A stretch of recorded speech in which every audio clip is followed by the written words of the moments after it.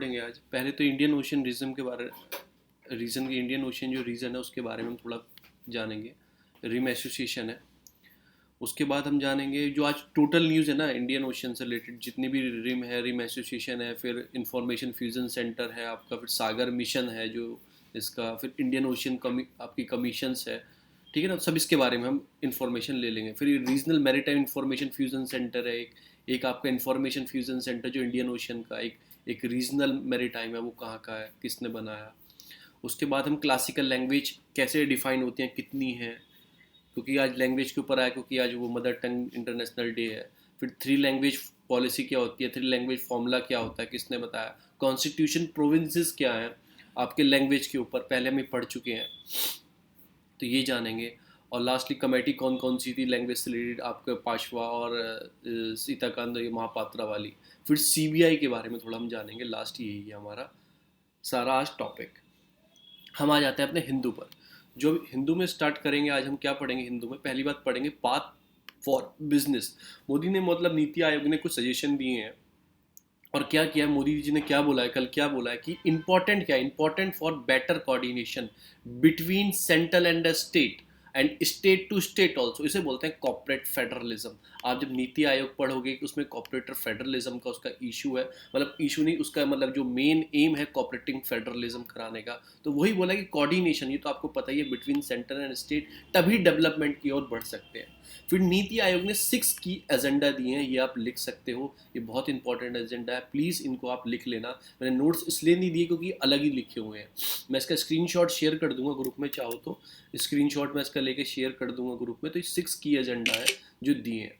इसमें क्या दिखा, making India is a manufacturing power hub बनाना है, री इमर्जिंग एग्रीकल्चर करना है, इंप्रूविंग फिजिकल इंफ्रास्ट्रक्चर बढ़ाना है कि डैम्स वैम्स इन सबको डेवलप करना है, बट सस्टेनेबल डेवलपमेंट इंफ्रास्ट्रक्चर जो भी आप सस्टेनेबल फॉर्म में बनाना, एक्सकिलरेट करना है ह्यूमन रिसोर्सेज डेवलपमेंट के लिए, इंप्रूव करना है सर्विस डिलीवरी एट आपका ग्राउस लूट लेवल। जैसे आपको मैंने कल, आप इकोनॉमिक्स पढ़ रहे थे, फाइनेंस एंड इंक्लूजन, जिसमें वो देसी माइक्रो फाइनेंस जो था, मतलब कि जो माइक्रो एटीएम था, वो एक ग्रास लूट लेवल पे था कि ग्रास लूट लेवल पे हमें क्या देना है, सर्विसेज प्रोवाइड करवानी है, डिलीवरी सर्विसेज। आप एग्जाम्पल लिख सकते हो डाकिया पे, जो डाकिया पे है आपका, वो जो पोस्ट पेमेंट बैंक है, डाकिया पे गांव गांव तक मतलब होता है, वो बैंक होगा। तो इस तरह से गांव गांव घर तक जा सकते हैं वो पीओएस मशीन वाले, वो हेल्थ मित्रा जो होते थे, तो उसे ग्रास रूट लेवल तक हमें डिलीवरी पहुंचानी है और हेल्थ एंड न्यूट्रिशन पे वर्क करना है। तो सारे इंफ्रास्ट्रक्चर ऑलमोस्ट इसमें आ गया। देखो, बैंकिंग, डिलीवरी सर्विस, आउटलेट्स, इसमें सारी सर्विसेज आ जाएंगी। हेल्थ आ गया, न्यूट्रिशन आ गया, ह्यूमन रिसोर्स डेवलपमेंट एचआरडी वाला आ गया, फिजिकल इंफ्रास्ट्रक्चर एग्रीकल्चर आ गया, पावर हाउस का आ गया, और मैन्युफैक्चरिंग का भी इसमें आ गया। तो ये 6 की इशू एजेंडा है जिस पे हमें काम करना है इसके ऊपर। तो हमें आज क्या पढ़ना है, हमें थोड़ा सा पढ़ना है अपना नीति आयोग के बारे में पढ़ना है। नीति आयोग कब कब फॉर्मेशन हुई, क्या इसकी प्लानिंग थी, क्योंकि मैंने लिखा नहीं है पर मैंने इसके स्क्रीनशॉट लेके रखे हैं, वही मैं उससे मैं आपको पढ़ा दूंगा। क्या आ गया स्क्रीनशॉट, तो आपको दिख रहा है स्केल, मतलब स्ट्रक्चर है नीति आयोग का। मैं आपको फुल स्क्रीन कर देता हूँ। ये स्ट्रक्चर है नीति आयोग का, क्या नीति आयोग में होता है और क्या क्या होता है। पहले होता है चेयरमैन, होता है जो प्राइम मिनिस्टर होते हैं चेयरमैन उसके। फिर उसमें एक वाइस चेयरपर्सन होता है नीति आयोग में, जो अपॉइंट करते हैं, बाय प्राइम मिनिस्टर ही अपॉइंट करते हैं वाइस चेयरपर्सन को भी। देखो किस किस को अपॉइंट कर रहे हैं, प्राइम मिनिस्टर ही अपॉइंट कर रहे हैं। फिर एक गवर्निंग काउंसिल होती है जिसमें सारी स्टेट के chief minister, lieutenant governor of UTs, ये गवर्निंग काउंसिल होती है, इसमें सारी स्टेट के होते हैं। फिर एक रीजनल आपकी काउंसिल होती है, रीजनल काउंसिल होती है, जो मतलब इसमें एड्रेस स्पेसिफिक रीजन के इशू होते हैं, मतलब कि उसी स्टेट के मतलब चीफ मिनिस्टर होंगे, लेफ्टिनेंट गवर्नर होंगे। जो रीजनल है वो भी कौन करेगा, प्राइम मिनिस्टर अपॉइंट करेगा। ये तो देखो, गवर्निंग काउंसिल तो ऑटोमेटिक जो सीएम है वो, पर रीजनल जो काउंसिल होगी उसमें प्राइम मिनिस्टर नॉमिनी, मतलब कि chaired by prime minister and और हिज नॉमिनी, तो उसे ही वही चेयर करेगा। फिर होता है एड हॉक मेंबर्स, होते हैं एड हॉक मेंबर, वो 2 मेंबर होते हैं, वो एक्स ऑफिशियो कैपेसिटी से होते हैं, जो रिसर्च इंस्टीट्यूशन और आपका रीजनल बाइसेस होते हैं। एड हॉक 2 मेंबर होते हैं, 2 मेंबर। फिर एक्स ऑफिशियो मेंबर होते हैं, मैक्सिमम 4 यूनियन जो काउंसिल मिनिस्टर हैं आपके, वो होंगे जो नॉमिनेट किए जाएंगे बाय प्राइम मिनिस्टर। तो 2 को प्राइम मिनिस्टर ने कर दिया नॉमिनेट, एक तो वाइस चेयरपर्सन को कर दिया, आपको अपॉइंट कर दिया, और इनको नॉमिनेट कर दिया आपको प्राइम मिनिस्टर ने। फिर उसमें सीईओ होता है, सीईओ होता है चीफ एग्जीक्यूटिव ऑफिसर, देखो इसे भी अपॉइंट कौन कर रहा है, इसे भी प्राइम मिनिस्टर अपॉइंट कर रहा है विद फिक्स टेन्यूर के साथ। रैंक होनी चाहिए कि secretary of government of India की इतनी रैंक होनी चाहिए। तो एग्जीक्यूटिव ऑफिसर को अपॉइंट किया और आपका वाइस चेयरपर्सन को अपॉइंट किया, किसने किया, आपके प्राइम मिनिस्टर ने। और नॉमिनेट किसको कर रहा है, नॉमिनेट कर रहा है यूनियन जो काउंसिल मिनिस्टर होते हैं, 4 काउंसिल मिनिस्टर को एक्स ऑफिसो चेयरमैन में जो रखे जाएंगे। और फिर होता है स्पेशल इन्विटी। इन्विटी किसको दिया जाता है, जैसे कोई स्पेशल फील्ड के इन्विटी हैं, नॉलेज है उनके पास एजुकेशन से रिलेटेड या फिर किसी फील्ड से रिलेटेड, तो एक्सपर्ट्स होते हैं, स्पेशलिस्ट होते हैं, domain the knowledge of nominated by the PM. तो देखो नॉमिनेट दो को किया, एक तो इनको किया जो स्पेशल इन्विटी में बुलाए, और मिनिस्टर्स को किया जो एक्स ऑफिसर चेयर मेंबरशिप है उनको दी गई, उनको किया। अपॉइंट किसे किया, अपॉइंट किया आपका वाइस चेयरपर्सन को और आपका एग्जीक्यूटिव ऑफिसर को, सीईओ को, इन दोनों को उन्होंने किया अपॉइंट किया। बस इतना याद रखना। एक दो रिपोर्ट है वो हमारे उसमें आई है, क्या नाम, मैंने उसे नोट्स में लिखी है, मैं आपको दिखा देता हूँ। एक दो रिपोर्ट है जो नीति आयोग पब्लिश करता है, तो मैंने इसमें मेंशन की है, अगर मिल जाए तो। एक दो रिपोर्ट है, मैं आपको ऐसे दिखा दूंगा रिपोर्ट कौन कौन सी। ये आपकी ड्यूटी है, कितनी नीति आयोग रिपोर्ट पब्लिश करता है, ये आप मुझे बताना कमेंट में जाके कि नीति आयोग कितनी रिपोर्ट पब्लिश करता है।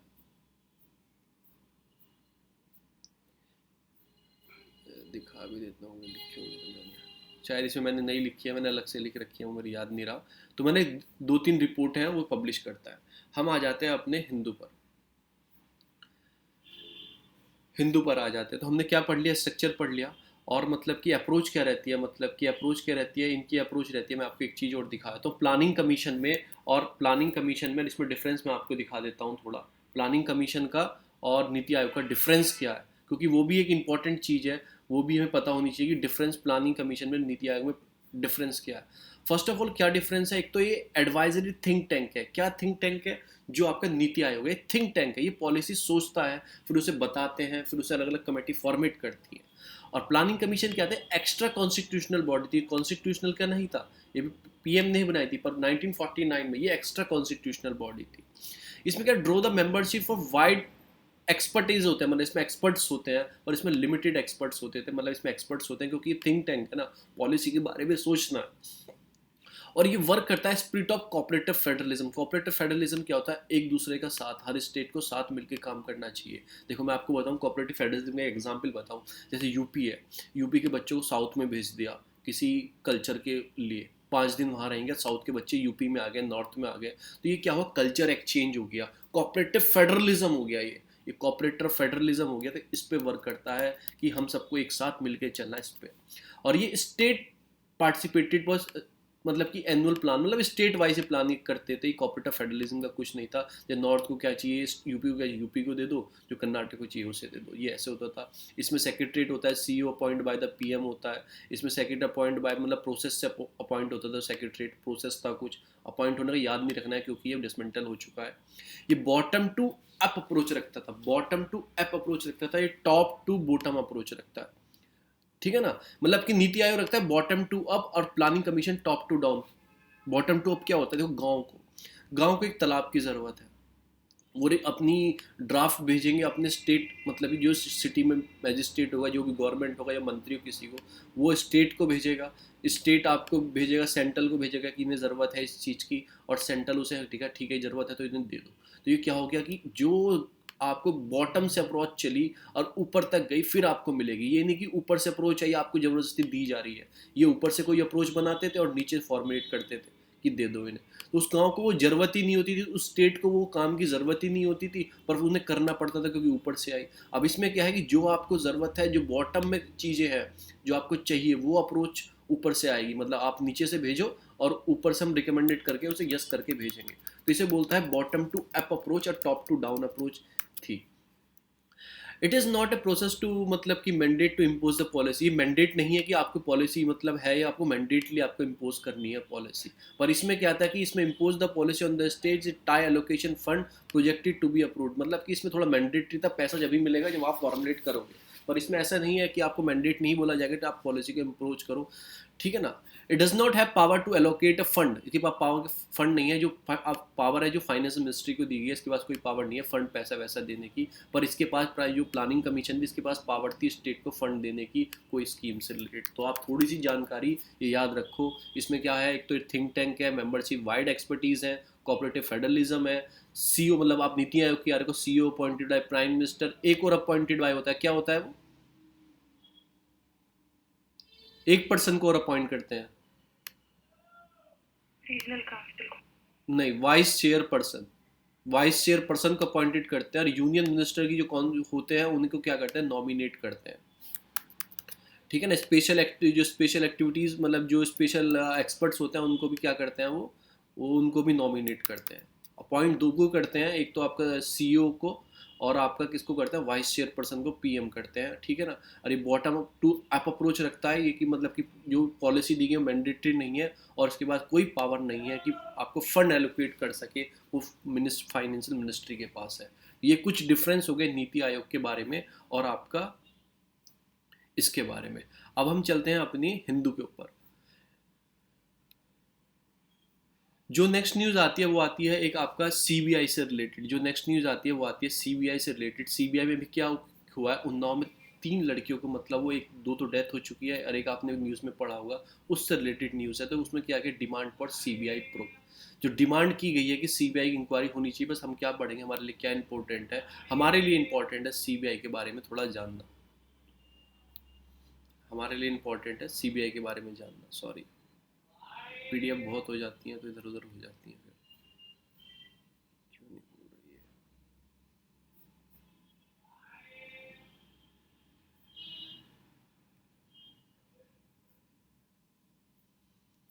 तो सीबीआई के बारे में हम थोड़ी इंफॉर्मेशन ले लेते हैं।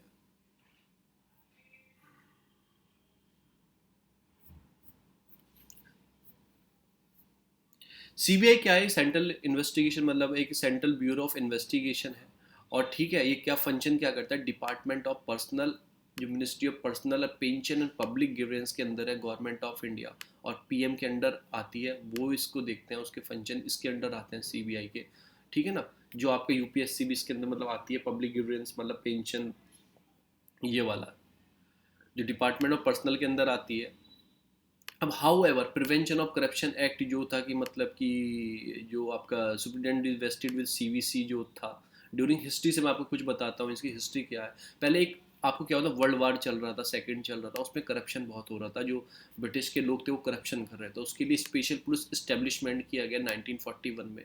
और 1946 में क्या किया गया, उस इन्वेस्टिगेशन टीम को एक्ट बना के एक पावर दे दी गई, जो Delhi special police establishment act 1946 दे दी गई। उसके अंदर ही 1963 में सीबीआई बनी बाय गवर्नमेंट ऑफ इंडिया। उसको 1963 में इस दिल्ली स्पेशल पुलिस जो इस्टेब्लिशमेंट एक्ट था, इसके अंदर ही कुछ इन्वेस्टिगेशन टीम बनी थी, उसको सीबीआई बना दिया गया 1963 में, यानी कि चाइना 62 में वार हुई चाइना से, 63 में सीबीआई बना दिया गया गवर्नमेंट ऑफ इंडिया ने। सीबीआई क्या होता है, इसके पास सीओ मोटो आपका क्या होता है, सीओ मोटो मतलब अपने आप से कोई डिसीजन ले सकती है, अपने आप से कोई डिसीजन ये ले सकती है, अपने आप से मतलब कि ले सकती है case only in union territory. Union territory में अगर कोई केस है तो अपने आप से ले सकती है, सुमोटो पावर है। अगर स्टेट में इसको इन्वेस्टिगेशन करना है तो उस स्टेट की कंसर्न चाहिए, पर एनआईए को नहीं चाहिए था। मैंने कल एनआईए पढ़ाई थी, एनआईए को वो परमिशन नहीं चाहिए, पर सीबीआई को चाहिए। अगर कोई सुप्रीम कोर्ट या हाई कोर्ट ऑर्डर देती है सीबीआई को इन्वेस्टिगेशन करने की, तब परमिशन नहीं चाहिए, उस स्टेट में जाके वो कर सकती है इन्वेस्टिगेशन। अब इसके डायरेक्टर क्या होते थे, 2014 तक तो डायरेक्टर अपॉइंटेड किए जाते थे ऑन द बेसिस ऑफ उस एक्ट से, दिल्ली स्पेशल पुलिस जो स्टैब्लिशमेंट एक्ट है उसके अकॉर्डिंग किए जाते थे। पर 2014 में क्या हुआ, लोकपाल एक्ट आ गया, लोकपाल एक्ट। तो लोकपाल एक्ट कुछ उसमें पावर दी गई दिल्ली पुलिस के डायरेक्टर को कैसे अपॉइंट करना है। तो provide the committee for appointment of Delhi, मतलब कि अपॉइंटमेंट ऑफ सीबीआई डायरेक्टर। तो कमेटी होती थी, कमेटी को हेड कौन करता था, पीएम करता था। उसमें लीडर ऑफ अपोजिशन होता था, अगर लीडर वो अपोजिशन नहीं है तो आपको सिंगल लार्जेस्ट पार्टी का अपोजिशन पार्टी का लीडर होता था। जो चीफ ऑफ जस्टिस होते थे या फिर सुप्रीम कोर्ट का कोई जज होते थे, तो 3 आदमी इसमें होते थे, पीएम ये तो ये क्या होते थे, अपॉइंटमेंट कमेटी होती थी। अब इसे वर्क कैसे करती थी, कुछ नेम होम मिनिस्ट्री सजेस्ट करती थी, कुछ नेम होम मिनिस्ट्री कलेक्ट करके लाती थी, फिर वो नेम क्या करती थी, वो नेम देती थी आपको, डीओपीटी को नाम देती थी वो, कि इन आदमी को आप रख लो, ठीक है ना। फिर वो डीओपीटी क्या देती थी, वो डीओपीटी आगे फॉरवर्ड कर देती थी आपका अपॉइंटमेंट कमेटी के पास। जैसे पीएम, लीडर ऑपोजिशन और जज होते थे, इसमें 3 आदमी होते थे, तो ये फिर जो सहमति बनती थी नाम पे, उसको अपॉइंट कर देते थे डायरेक्टर ऑफ सीबीआई। तो ऐसे सीबीआई वर्क करती है, पूरा आपको मैंने थोड़ा बता दिया। इसके बाद पावर नहीं है किसी भी स्टेट में जाके इन्वेस्टिगेशन करने की, सुप्रीम कोर्ट हाई कोर्ट ने बोला है तो ही कर सकती है, और सीओ मोटो कर सकती है, अपने आप मर्जी से कर सकती है। यूनियन टेरेटरीज जिसको सेंट्रल के अंडर आती हैं यूटीज, तो ये कर सकती है। कैसे ये बनी मैंने आपको हिस्ट्री से बता दिया। ऐसे ही तुम्हारी सीवीसी बनी थी ये, ठीक है ना, prevention of corruption act. It is superintendent vested by CVC. जो प्रिवेंशन ऑफ करप्शन एक्ट की जो सुप्रीडेंसी दी गई है सीवीसी को दी गई है। तो ये सारी आपके सीबीआई के बारे में हो गया। अब हम आ जाते हैं अपने हिंदू पर, वापस आ जाते हैं।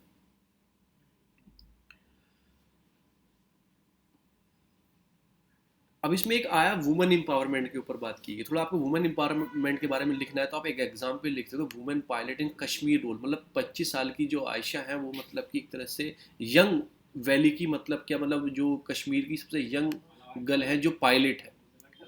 तो आप लिख सकते हो ये चीज़ के बारे में थी, कौन यंग पायलट है, कौन क्या है। आप थोड़ा इंपॉर्टेंट उसमें लिख सकते हो, और लिखने के लिए आया तो कहीं पे।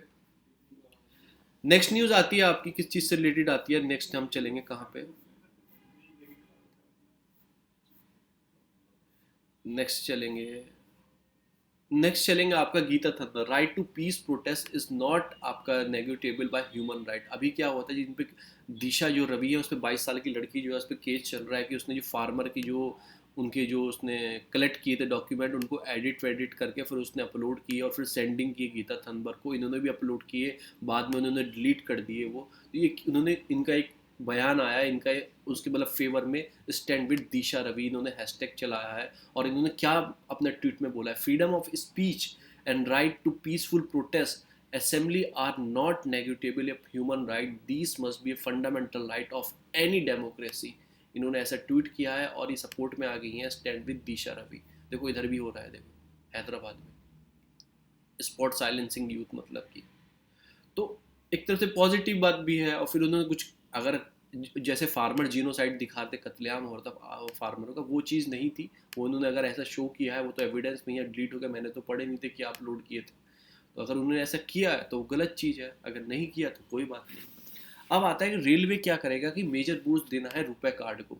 ये रुपए कार्ड का एक तरह से मतलब इंटरमीडिएट चीज़ है, जो मतलब कि क्या ऐसे यूज़ करते हैं, इंटरमीडिएट है, मतलब कि बैंक के और हमारे बीच में एक इंटरमीडिएट, मतलब ये ट्रांजेक्शन के लिए यूज़ करते हैं। रुपए गेटवे है एक तरह से जैसे वीज़ा और मास्टर कार्ड होता है। तो इसको क्या किया, ये रेलवे के कर्मचारी है उनको ये रेलवे प्रोवाइड कराएगा रुपए कार्ड। लार्जेस्ट एम्प्लॉय है उसके एक, तो मतलब तो इससे क्या होगा, बूस्ट मिलेगा आपको आत्मनिर्भर भारत कार्ड में। जो वीज़ा और मास्टर कार्ड यूज़ करेंगे रेलवे कर्मचारी, अब वो रुपए पे आ जाएंगे, क्योंकि रुपए ये इंडिया का है। और ये NPCI, national payment corporation of India का वो है। तो ये हम क्या प्रोवाइड कराएंगे, अब ये रुपए कार्ड हम अपने एम्प्लॉय को प्रोवाइड कराएंगे। मैं थोड़ी सी आपको बता देता हूँ, वैसे आपने पढ़ भी रखा होगा, पर मैं थोड़ा सा आपको बता देता हूँ।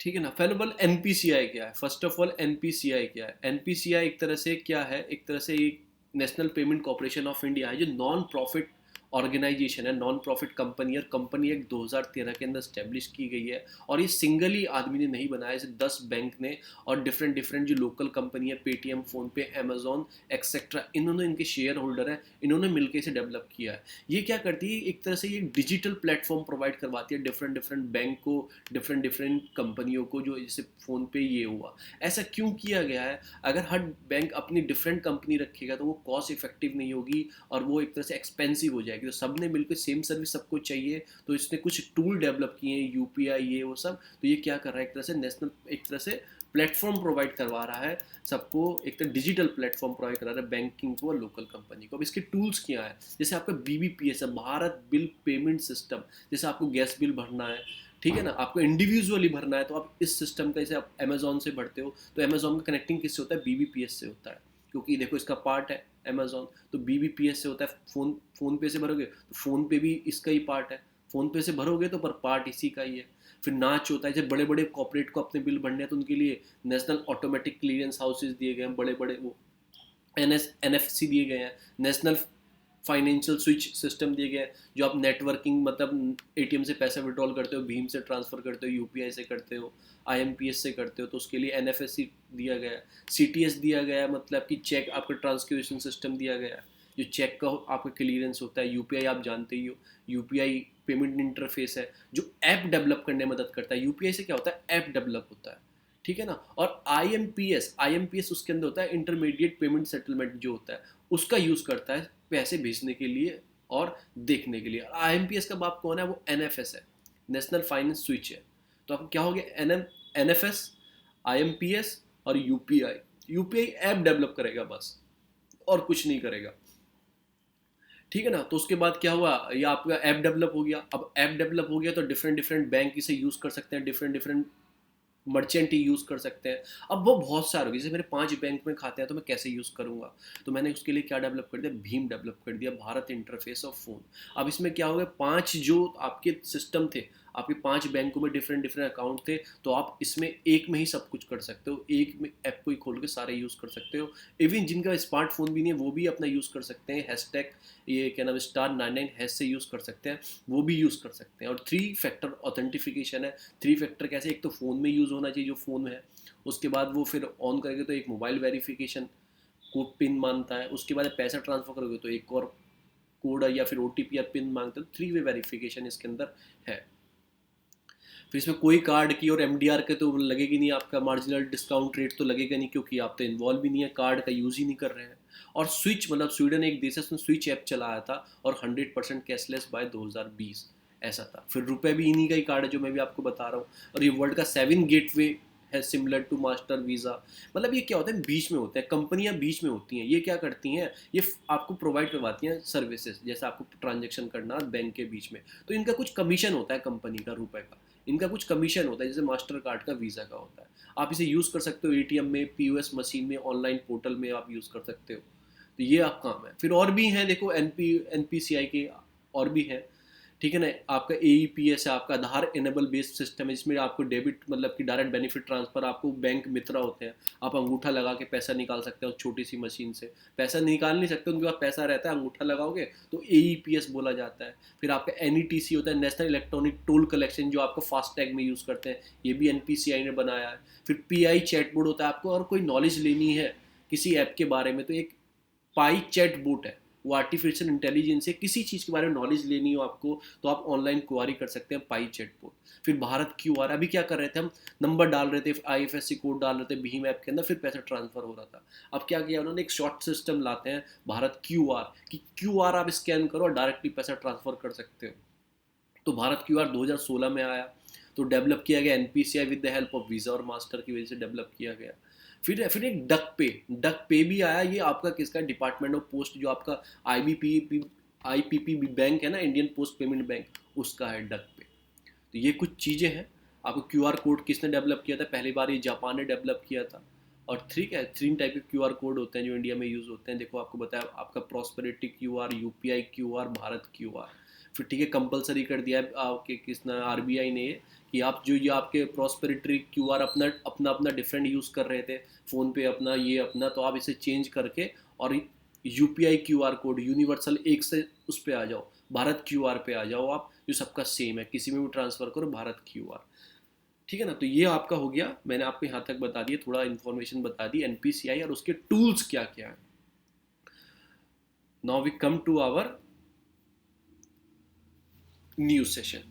अब दूसरी न्यूज आती है कि इंडिया बैक टू मालदीव्स और यूएन रोल, मतलब कि मालदीव से मल्टी, तो मतलब इंडिया का मतलब बैक है मालदीव्स टू मतलब यूएन रोल। इसमें हमें क्या पढ़ना है, हमें पढ़ना है अपनी जितनी ऑर्गेनाइजेशंस है। मालदीव्स को क्या बोला है कि मालदीव्स को इंडिया बहुत सपोर्ट करता है। क्यों सपोर्ट करता है, कि स्ट्रेटेजिकल लोकेशन हमारे लिए, ट्रेड के लिए भी, और इन्फ्लुएंस जो चाइना का हो रहा है उसके लिए भी एक तरह से इंपॉर्टेंट लोकेशन है, इसलिए हम उसमें सपोर्टिव मिलना। लार्ज पार्टिसिपेट्स ऑफ मालदीव्स में हम बहुत चीज़ काम करते हैं।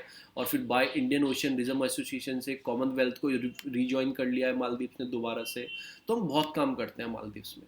तो ऐसा बोला है, और क्यों करते हैं वो हमें पता है, वो स्ट्रेटेजिकल लोकेशन हमारे लिए, पॉइंट है कि हम वहाँ पे रहेंगे तो हम इंडियन ओशन में वॉचडॉग की तरह काम कर सकते हैं, और जो प्रेजेंस हो रहा है, चाइना का इन्फ्लुएंस बढ़ रहा है, उसको भी हम कंट्रोल कर सकते हैं इसमें। हमें कुछ ऑर्गेनाइजेशन पढ़नी है रिलेटेड टू, हमें ऑर्गेनाइजेशन पढ़नी है रिलेटेड टू इंडियन ओशियन।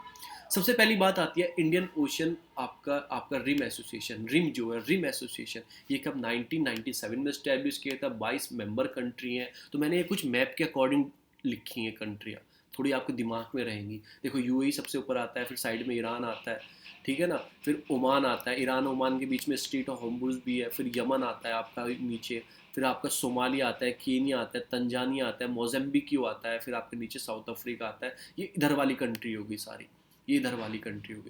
फिर इधर आ जाएंगे, बीच में आ जाएंगे इधर India, Sri Lanka, Maldives, Mauritius, Madagascar, Comoros और सेशेल्स आते हैं, ठीक है ना। फिर आपका आता है, इधर आ जाएंगे इंडिया के, इधर आ जाएंगे तो Bangladesh, Indonesia, Thailand, Singapore, Malaysia ऊपर आएगा, फिर सिंगापुर आएगा। सिंगापुर कोई पीक पे है, आप कुलालमपुर वहाँ जाओगे ना, मलाका स्ट्रीट बिल्कुल पीक पे है, तो ये नीचे आएगा सिंगापुर, तो ये आ गया। और लास्ट में ऑस्ट्रेलिया। तो आपने क्या ध्यान में आया, जो पूरी इधर के साइड है, ऑस्ट्रेलिया लास्ट है, क्योंकि ऑस्ट्रेलिया भी टच करता है। तो 22 मेंबर हैं इसमें, आप थोड़ा याद रखोगे। सेक्रेटरीट कहाँ है इसका, मॉरिशस में बैठता है। साइबर सिटी इब्नी में मॉरिशस में बैठता है। और ये क्या काम करता है, इसे level of organisation that focus purely on Indian Ocean region पे फोकस करता है, bounded together by growing economy and trade linkage बढ़ाने के लिए, share interest in promoting prosperity, peace and stability Indian Ocean में रहे। अब इंडिया का रोल क्या है इसमें, एक तो कोऑर्डिनेशन देना, कॉपरेशन करना, पार्टनरशिप करना। इंडिया ने क्या डेवलप किया है, मतलब सब कंट्री ने मिलकर इंडियन फ्यूजन सेंटर भी गुड़गांव में डेवलप किया गया है, और एक इनिशिएटिव भी चलाते हैं सागर। तो हम इन दोनों के बारे में नीचे पढ़ेंगे। सागर, सागर ये हमारे प्राइम मिनिस्टर ने 2015 में अनाउंस किया था। सागर, सागर क्या है, security and growth for all in the region. अभी क्या है कि आईओसी जो है अपना, ये बाद में पढ़ूंगा, इनको ऑब्जर्वर मेंबर का स्टेटस दिया गया है सागर के अंदर, ठीक है ना। इट इंक्रीज द आपका recognition of the increase importance of maritime security, maritime Commons और कॉपरेशंस, वही सब चीज़ें हैं। इंडिया को डीपनिंग करनी है अपनी इकोनॉमिक और सिक्योरिटी कॉपरेशन, इंडिया को डीप करनी है, क्योंकि चाइना का इन्फ्लुएंस कम करने के हमें डीप करनी पड़ेगी। कोलोब्रेशन करना है, रेस्पेक्ट करनी है, इंटरनेशनल लॉ जो आइस इंटरनेशनल के, उसको रेस्पेक्ट करना है। नीड क्यों है हमें, ब्लू इकोनॉमी। ब्लू इकोनॉमी क्या होती है कि मैरीटाइम जो हम फिशिंग करते हैं, जो ब्लू इकोनॉमी से रिलेटेड है, जो हमें समुद्र से मिलती हैं, ब्लू इकोनॉमी जो चलती हैं वो ब्लू इकोनॉमी होती हैं। ट्रैकल करना है जो रीजनल इश्यूज़ हैं, जैसे ह्यूमैनिटेरियन असिस्टेंट प्रोवाइड करवाते हैं। जो कोविड टाइम पे हमने क्या किया था, मिशन सागर दिया था, असिस्टेंट इन द कोविड-19 रिलेटेड टू इंडियन ओशियन, जो आपका लिटोरल स्टेट है, जैसे Maldives, Mauritius, Madagascar, Comoros, Siachen, इनको हमने असिस्टेंट प्रोवाइड कराया था। पायरेसी जो चलती है, टेररिज्म चलता है, उसको ट्रैकल करने के लिए है। और check the Chinese influence in maritime silk route, जो चाइना का मैरीटाइम सिल्क रूट बना रहा है उसको मतलब चेक करने के लिए। अब सिग्निफिकेंस क्या है, India expand the strategic partnership अपनी बढ़ाना चाहता है, तो इंडिया का ये सागर है, और पीएम मोदी ने 2015 में किया था, ठीक है ना। और आईओसी जो है, इंडियन ओशियन कमीशन जो है, उनको ऑब्जर्वर स्टेटस दिया गया है। अब हम पढ़ते हैं इंडियन ओशियन कमीशंस की है। ये एक इंटर गवर्नमेंट बॉडीज़ हैं जो क्रिएटेड 1984 में हुई थी। याद है कि हमारे रिम के बाद में बनी है, नहीं नहीं, रिम से पहले बनी है। तो रिम से हमारे पहले बनी है 1884 में। 84 के दंगे हुए थे हिंदुस्तान में, जब वो इंदिरा गांधी थी, तो वो 84 दंगे के टाइम पे बनी थी। Interest of the western Indian ocean island, जो वेस्टर्न इंडियन ओशियन आइलैंड्स है ना, उनको इंटरेस्ट को रोकने के लिए, जैसे मेडागास्कर हो गया, कोमोरोस हो गया, आपका ये रीयूनियन ला यूनियन जो फ्रांस का है वो हो गया, मॉरिशस हो गया, सेशेल्स हो गया, इनके इंटरेस्ट को, ठीक है ना। अब इसे 5 कंट्री को ऑब्जर्वर स्टेटस भी दिया गया है। आपको क्यों याद रखना है, क्योंकि इंडिया इसमें है। चाइना को दिया गया है, यूरोपियन यूनियन को, बस इंडिया याद रखना है, ठीक है ना। इंडिया ने इन्हें सागर में दिया है, आईओसी वाले को ऑब्जर्वर स्टेटस, इन्होंने इसके ऑब्जर्वर स्टेटस आईओसी में दे दिया इंडिया को। तो आप ऐसे थोड़ा याद रखना। अब आता है आपका इंफॉर्मेशन फ्यूजन सेंटर, जो इंडियन ओशन रीजन का है, आईओसी का है। ये स्ट्रेंथिंग करता है मैरीटाइम सिक्योरिटी, कोलैबोरेशन अप्रोच रखने के लिए, एक साथ मिलकर काम को एस्टेब्लिश किया गया। किसने किया, by navy information management and analyse centre, IMAC in Gurgaon. इन्होंने बनाया है, navy information management and analyse centre ने गुड़गांव में बनाया है। और share the picture of coastal line, ठीक है ना। लिंकेज बिटवीन 18 कंट्री और मल्टीनेशनल मैरीटाइम सिक्योरिटी सेंटर के बीच में लिंकेज। देखो जैसे कोई जहाज आ रहा है तो ये बता देंगे कि जहाज वहाँ से चला है, तो इनके पास सेंटर में आ जाएगी, आगे इन्फॉर्मेशन फॉरवर्ड कर देंगे कि एक जहाज आ रहा है, और पता लगा कि 2 जहाज हो गए एक की बजाय, तो चेक किया जाएगा कि इसकी इन्फॉर्मेशन तो है नहीं। तो इससे क्या होगा, हमारी मैरीटाइम सिक्योरिटी इंक्रीज होगी, जो हमले हुए थे हमारे ऊपर, मतलब भारत में कसा वसा समुद्र के जरिए, अगर ऐसा कोई सेंटर उस टाइम पे होता तो हम कैच कर सकते थे इलीगल एक्टिविटी कैसे चल रही है, क्योंकि इसमें 18 कंट्री अपना डाटा शेयर किया करेंगी, 15 मल्टीनेशनल और मैरीटाइम सिक्योरिटी सेंटर्स बनाए जाएंगे डिफरेंट डिफरेंट कंट्री में, तो उनका डाटा शेयर हुआ करेगा कि क्या चल रहा है। तो एक ये है, एक regional maritime information fusion centre है, ये कहाँ इंडियन ओशन में commission with India become the observer दिया गया है। ये मार्च 2020 में जापान और यूएस की मदद से इस्टेब्लिश किया गया है। कहाँ इस्टेब्लिश किया गया? मेडागास्कर में। To strengthening the maritime awareness और monitoring maritime activity, promote the information sharing, एक नीचे कर दिया उन्होंने इस्टेब्लिश, ये यूएस जापान की मदद से किया गया है। और इंडियन ओशन कमीशन को इसमें भी observer which India become the observer status दे दिया गया इसके अंदर। तो यही आपको थोड़ा याद रखना है। पूरी मैंने आपको बता दी, आईओसी के बारे में बता दी, सागर के बारे में बता दी मैंने आपको, फिर आपका रिम के बारे में मैंने बता दी, 22 हैं, सागर में अभी 18 हैं, मतलब सागर में कितनी है अपनी, सागर की मैंने नहीं बताई, सागर में आप बताना कितनी कंट्री है, पर ये सागर नहीं है, इंडिया का ही है, इंडिया ही को करना चाहता है। कितनी है आप बताना, सागर में कितनी है कंट्री। और आपकी आईओसी में तो 5 ही कंट्री हैं जिनका वेस्टर्न इंडियन ओशन का आइलैंड का इंटरेस्ट है उसमें, तो इसमें 5 ही हैं, 1 2 3 4 5। तो आप थोड़ा ऐसे याद रखना। अब हम आ जाते हैं अपने हिंदू पर। तो मैंने बता दिया आपको, सारी चीज़ में बता दी, कुछ नहीं बचेगा। फिर ये क्या है, डिस्कशन ऑन मीडिया बिल। अभी क्या हो रहा है, मोदी और मेहरा उन्होंने डिस्कस ऑन मीडिया बिल अभी जो चल रहा है, ऑस्ट्रेलिया में चल रहा है, उन्होंने बोल दिया कि आपको टैक्स देना पड़ेगा, फेसबुक जो आप न्यूज़ दिखाते हो अपने ऊपर, तो आपको टैक्स देना पड़ेगा हमारे मतलब कि जो जर्नलिस्ट हैं उनको। तो ऐसा Modi marathon discuss on media bill, अब इनके डिस्कशन चल रहा है, तो वर्ल्ड वाइड ये चीज़ चलेगी अब, तो इस चीज़ का ध्यान रखा जाएगा। अब promote Indian language, Venkaiah Naidu ने कल बोला है, क्योंकि इंटरनेशनल मदर लैंग्वेज डे है आज।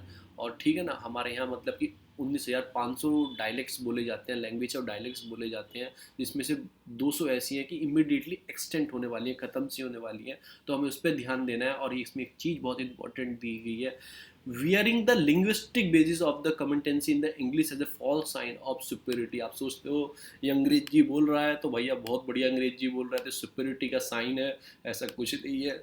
ऐसी ऐसी लैंग्वेज है जो अपने आप में सुपीरियर है, जो कॉमन चीज़ होती है वो सुपीरियर कभी नहीं होती है, ये बात याद रखना। कल मैंने आईआईटी का एग्जाम्पल दिया था, पहले एक आईआईटी 5 आईआईटी होते थे तो सुपीरियर में होते थे, अब 22 23 24 आईआईटी बनाते जा रहे हो, बढ़ाते जा रहे हो, तो सुपीरियरिटी का साइन खत्म हो जाता है। तो इंग्लिश एक कॉमन लैंग्वेज है, वो सुपीरियरिटी नहीं होती है, ठीक है ना। जो रेयर लैंग्वेज होती है, जो आप सीखना चाहते हो, रेयरस्ट लैंग्वेज होती है, वो सुपीरियरिटी का साइन होता है। और ये भी मत समझना अंग्रेजी बोलने वाला कि बहुत बड़ा मतलब तुर्रम खां होगा। तो इसमें यही बताया गया है। फिर मैं आपको क्या बताना चाहता हूँ उसकी मदद से, मैं आपको एक लैंग्वेज फॉलो, बहुत लंबा हो जाएगा वीडियो, चलो मैं बता ही देता हूँ, कोई बात नहीं, पढ़ना ही है तो पढ़ना ही है।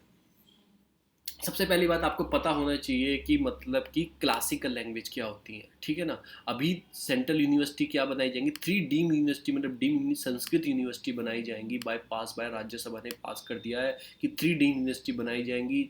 जो तो क्या है, संस्कृत एक क्लासिकल लैंग्वेज है। अब हम क्लासिकल लैंग्वेज के बारे में पढ़ेंगे, फिर मदर टंग की सब चीज़ पढ़ेंगे अब हम, ठीक है ना। लैंग्वेज से क्या इशू है, तो तमिल है हमारी सबसे पहली जो क्लासिकल लैंग्वेज है, फिर संस्कृत, अभी कन्नड़, तेलुगु, मलयालम, उड़िया। उड़िया सबसे लास्ट में, उड़िया ही सबसे 14 में ऐड की गई है। तो आपको क्या याद हुआ, सारी साउथ की, तमिल, कन्नड़, तेलुगु, मलयालम, चारों स्टेट की साउथ की, ठीक है ना।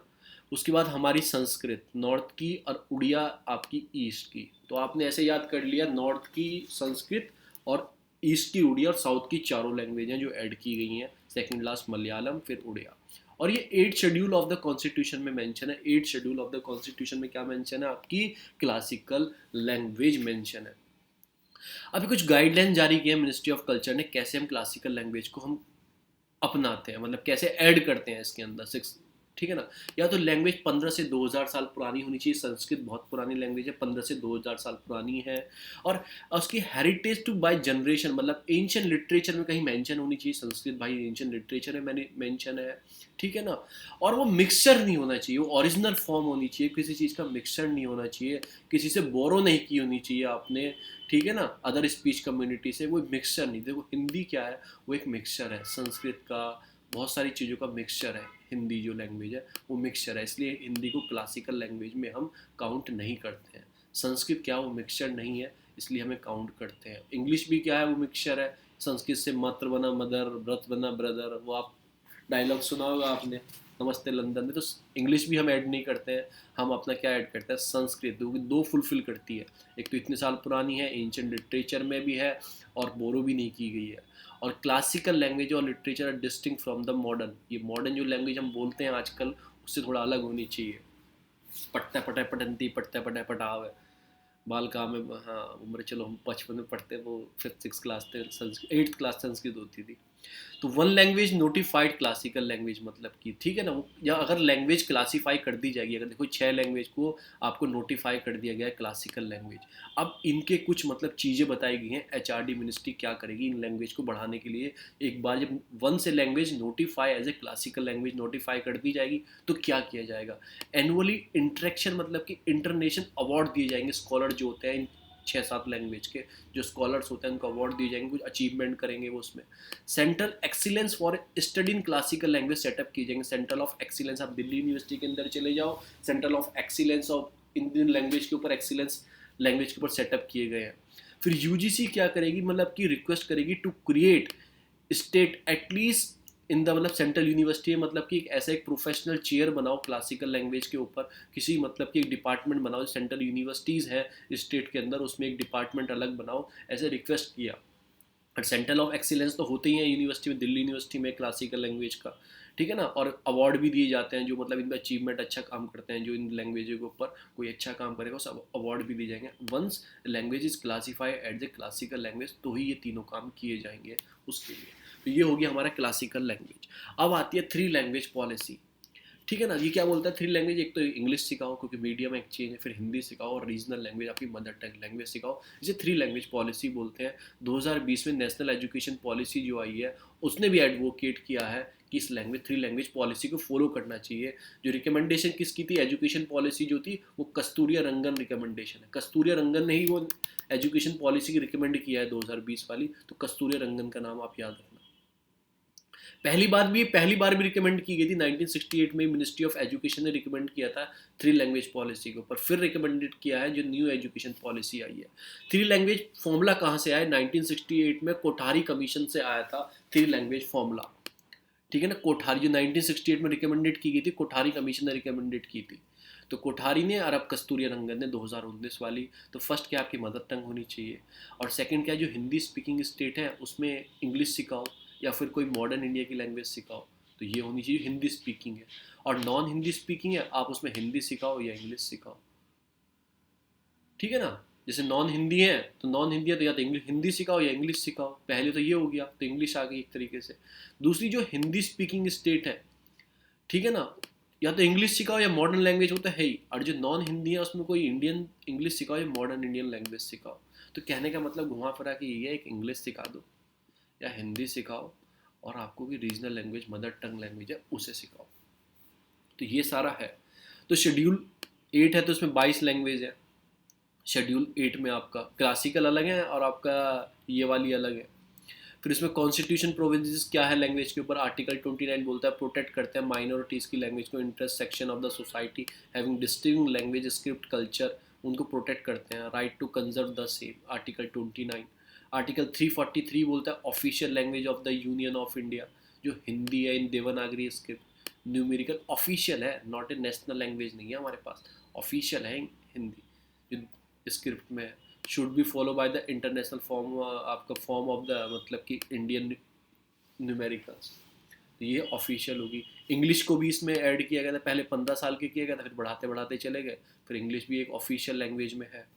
फिर 343 में मतलब प्रेसिडेंट है power to recognise the language as official language of given state, किसी स्टेट की लैंग्वेज को प्रेसिडेंट कर सकता है 347 में, टी रिकोगनाइज करता है। Such a recognition can be passed by the state and whole state, मतलब कि किसी पूरे स्टेट में भी बना सकता है प्रेसिडेंट और किसी पर्टिकुलर एरिया में ऑफिशियल लैंग्वेज डिक्लेयर कर सकता है प्रेसिडेंट, 347 बोलता है। 350 क्या बोलता है, मदर टंग को प्राइमरी स्टेज में आपको सीखना चाहिए, ठीक है ना। 350 क्या बोलता है, एस्टेब्लिश बहुत special office of linguistic minority, जो लिंग्विस्टिक माइनॉरिटी होती है ना, जिनकी लैंग्वेज स्पेशली मतलब उनकी माइनॉरिटी है, बहुत कम लोग बोलते हैं, उसके लिए स्पेशल ऑफिस जो कॉन्स्टिट्यूशन में बनाया गया 350 में बनाया गया। अपॉइंट कौन करता है, प्रेसिडेंट करता है उस ऑफिसर को, रिपोर्ट डायरेक्टली टू प्रेसिडेंट करता है, प्रेसिडेंट क्या करता है उस रिपोर्ट को पार्लियामेंट में रखता है या उस स्टेट में रखता है, स्टेट की गवर्नमेंट स्टेट लेजिस्लेटिव में रखता है।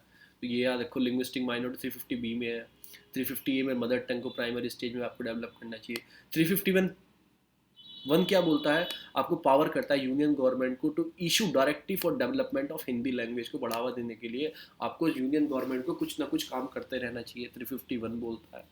अब 8 शेड्यूल क्या है कि आपका इसमें 22 ऑफिशियल लैंग्वेज है, एक्सक्लूड इंग्लिश नहीं है, एक्सक्लूड इंग्लिश नहीं है, एक्सक्लूड इंग्लिश नहीं है। ये इसमें आते हैं 343 से 351 तक ही आते हैं।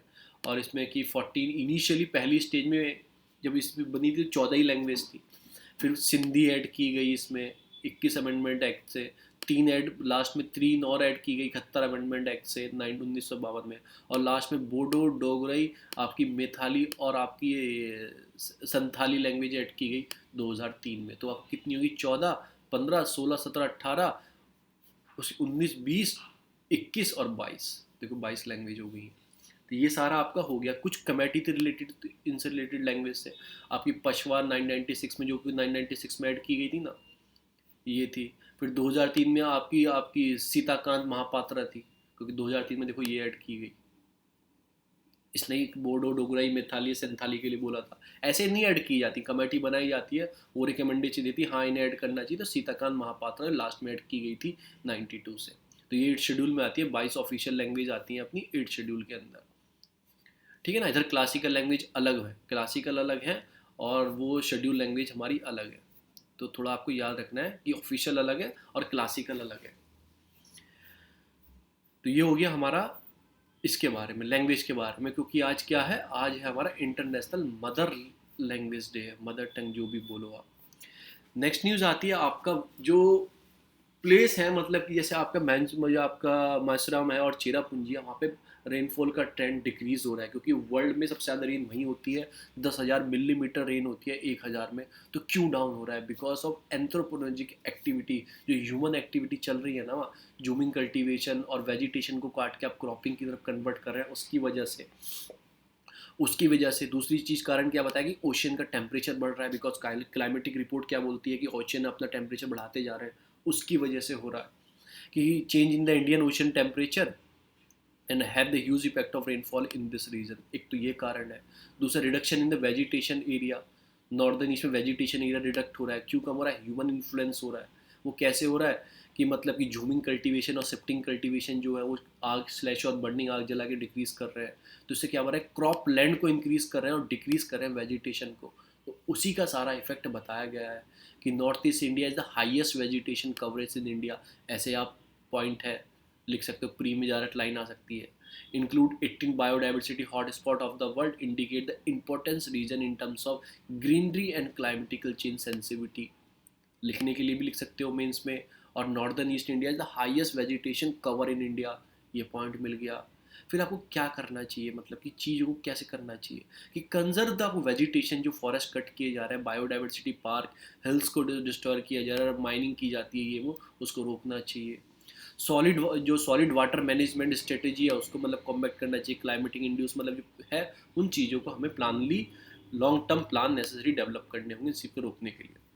तो 2 पॉइंट मैंने आपको इसमें बताया, एक तो इंडियन ओशन का टेम्परेचर बढ़ना, दूसरा आपका क्रॉप मतलब लैंड इंक्रीज होना, वेजिटेशन डिक्रीज करना। तो ये आपके 2 पॉइंट हमें इस पूरे आर्टिकल से मिलते हैं। अब आपका मैंने कल ही बताया परसिविलेंस जो आपका मिशन गया है ऊपर, मतलब किसने भेजा है, नासा ने भेजा है, कल मैंने न्यूज़ में पढ़ाया था, ठीक है ना। ये ancient microbiological life of the Mars, इसको सर्च करके लाएगा। फर्स्ट स्टेप है जो एंशियंट कोई माइक्रोबायोलॉजिकल लाइफ थी, माइक्रोबायोलॉजिकल लाइफ थी मार्स पे, उसको फाइंड करके लाएगा।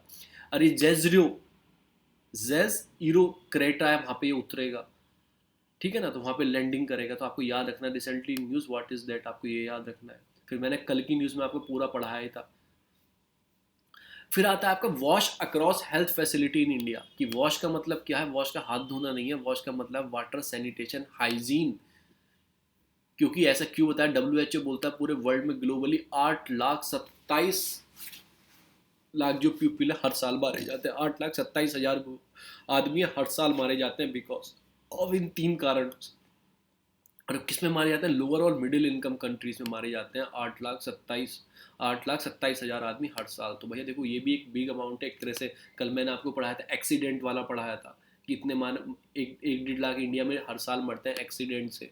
तो एक तरह से उसे बोल सकते हैं मिनी कोरोना करके बोल सकते हैं, कोविड करके। तो इसमें भी एक इशू है कि वॉश हैंड को फैसिलिटी को हमें इंक्रीज़ करना है, क्योंकि क्या बोलते हैं, अगर हम इस फैसिलिटी को इंक्रीज़ करेंगे, $1 इन्वेस्ट करेंगे इस चीज़ के लिए, वॉश के लिए $1 इन्वेस्ट करेंगे, तो जो हम हेल्थ के लिए पैसा देते हैं ना, तो $5 बचा सकते हैं, गेन कर जाएंगे $5। आप क्या देते हो, बीमार हो गया हो तो हेल्थ के लिए पैसा देती है गवर्नमेंट। वो कैसे देती है कि गवर्नमेंट इंस्टीट्यूट डेवलप करने होते हैं, डिफरेंट डिफरेंट प्रोग्राम चलाने होते हैं हाइजीन के, इस चीज़ के, तो उसके लिए आप दे रहे हो $5।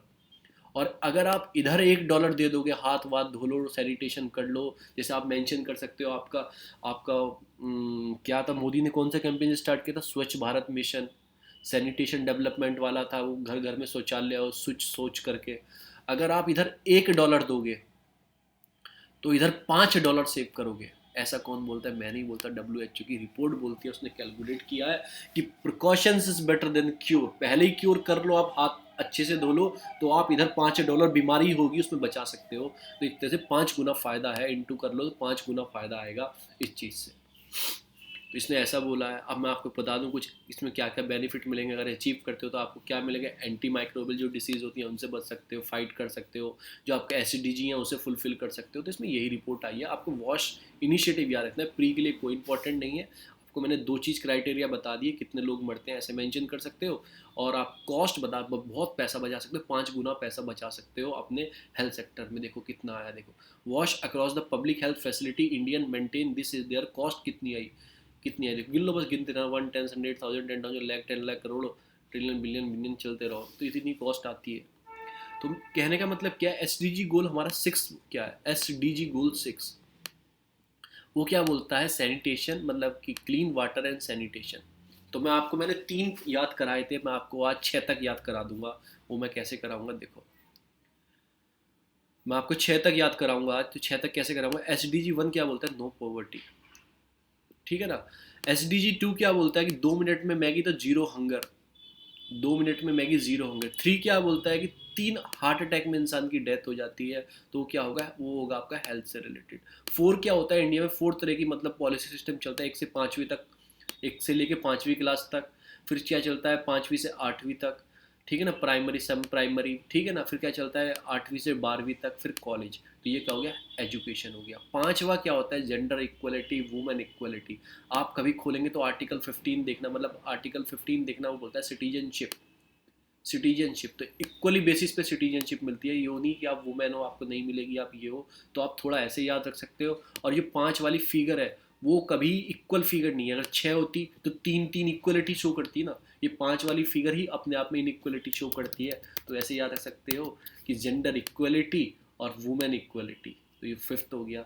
और 6th हो गया आपका 6 गिलास पानी और फिर सैनिटेशन जाना। ये आपके हाइजीनिक चीज़ें हैं जो आपको प्रॉपर आपके डाइजेस्टिव सिस्टम को अच्छा रखेंगे। तो 6 गिलास पानी और सीधा आपका कहाँ जाओगे आप, सैनिटेशन के लिए। तो clean water and sanitation SDG 6। तो 6 तक मैं आपको याद करा चुका हूँ, आपको याद भी होंगे, और मेरे साथ पढ़ते रहें तो याद हो जाएंगे। 17 है, पूरे कवर कर लेंगे, सबकी शॉर्ट ट्रिक है, तो कुछ मैंने बना रखे तो याद कर लेंगे। तो ये हो गया हमारा वॉश। वॉश क्या इनिशिएटिव है। दूसरा आ गया कि road map to reducing the public sector roles, कि क्या सब चीज़ को बेच रहे हैं, सब चीज़ बेचेंगे, पैसा कमाएंगे, कितना पैसा कमाओगे, इतना पैसा कमाएंगे, कहाँ गया, इतना पैसा कमाना है तो बेच के कमाएंगे, तो इस सब चीज़ को बेचेंगे, ठीक है तो बेचो। कुछ बोला है कुछ सेक्टर को नहीं बेचेंगे, कम बेचेंगे, इसमें थोड़ा कम बेचेंगे। कौन सा, एटॉमिक हो गया, स्पेस डिफेंस हो गया, ट्रांसपोर्ट हो गया, टेलीकम्युनिकेशन हो गया, पावर, पेट्रोलियम, कोल, अदर मिनरल, ठीक है ना। फिर थोड़ा इनमें कम बेचेंगे पर इन्हें भी सबको बेचेंगे।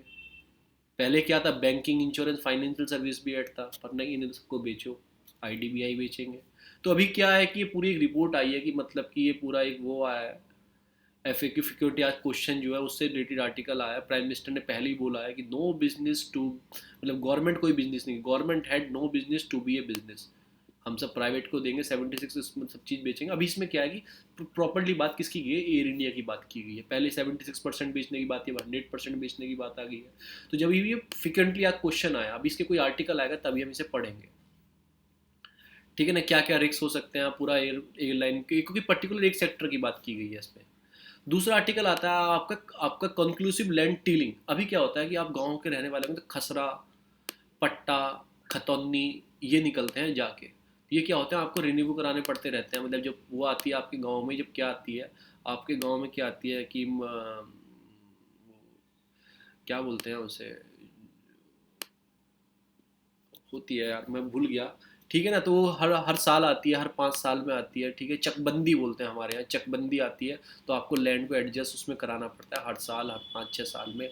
अभी एक नया सिस्टम लाने वाले हैं आपका, कंक्लूसिव लैंड टीलिंग। एक बार कराओ, आपको कोई रिकॉर्ड नहीं रखना है। राइट नाउ क्या है, because of land titling on the base of the transaction, people have to keep entire chain of transaction record, dispute और any link of the chain of the cause ownership किसकी है, ये वो। तो एक बार आप ये कंक्लूसिव टीलिंग में क्या किया है, एक बार आपने करा लिया, फिर आपको कोई दिक्कत नहीं आएगी। एंटायरली इन्वेस्टमेंट में गो टू एक बार। तो ऐसा कि नीति आयोग ने सजेशन दिया है। अभी हम जो यूज़ करते हैं परस्यूमेटिव लैंड करते हैं।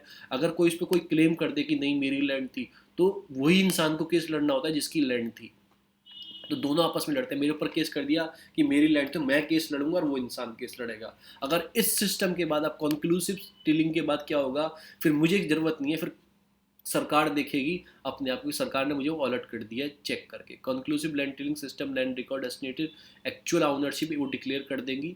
और इसमें क्या लिखा, once the title is granted any other claim, जो उसमें क्लेम आएगा किसी के बाद, settle dispute with the government not to the tilt holder. कि मेरे साथ नहीं लड़ेगा वो, सरकार के साथ, मतलब सरकार से लेके आया हूँ जी, उनसे पूछो जो उन्होंने किया है। तो ये क्या है, एक तरह से मतलब ये मेंटेन रिकॉर्ड रखना पड़ता है। जब खतौनी आती थी, चकबंदी आती थी गांव में, मतलब चकबंदी के वो नया तहसीलदार वहसीलदार से आते थे, फिर नापा पाई करते थे, फिर वो डेफिनेट एरिया की आपकी खतौनी है, इतने लेफ्ट में इसकी ज़मीन है, राइट में इसकी ज़मीन है, ऊपर इसकी पहाड़ है, नीचे गंगा बह रही है। तो पूरा वो मैप डेवलप होता था, फिर आपको आपका उसका नंबर दिया जाता था लैंड का। तो खतौनी होती थी, खतौनी हो गई आपका, चकबंदी हो गई, ये सब चीज़ें होती थी। तो उनको मेंटेन करके रखना पड़ता था इंसान को अपने पास। और ये न्यू सिस्टम लाने की बात कर रहे हैं, इससे लैंड का एक तो ऑनलाइन तरीका इजी हो जाएगा करने में। तो ये सब चीज़ों की बात हुई, ये भी आ जाएगा, सिस्टम प्रॉपर हो जाएगा। अभी प्रपोज है कि बिल प्रपोज है ऐसा करने के लिए, बन जाएगा तब हम देख लेंगे। चलो फिर इतनी न्यूज़ थी, मैं अपना उससे देख लेता हूँ इसमें कोई न्यूज़ लेफ्ट तो नहीं रह गई है। सीबीआई पढ़ लिया हमने, फिर एक कमेटी बाद 3 लैंग्वेज फॉर्मूला पढ़ लिया, फिर हमने ये पढ़ लिया अपना मेडागास्कर रिम एसोसिएशन पढ़ लिए सारे। बस चलो इतनी न्यूज़ है, मैं रोक देता हूँ पहले रिकॉर्डिंग।